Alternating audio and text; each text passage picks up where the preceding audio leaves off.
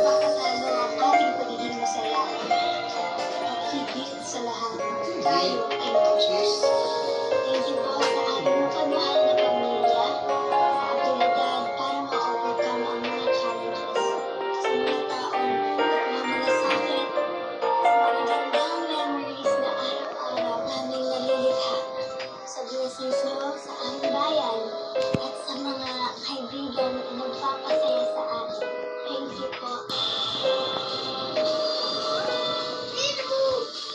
Yung pinakamalapit sa akin, hinihintay ko yung kasagutan. Kung ako ang nasa katayuan ni Alonso, yun din ang gagawin ko. Tapos lagyan ko yung kalaban para iligtas yung sarili mo. Lalo kung magkapalit mo ito, ayong paligtasan mo mas nakaraan. Kung magkita sa mainit ni Ordana, hindi ako magdadalong isip na gawin yun. Kung yun ang kailangan gawin para protektahan ang mundong ito,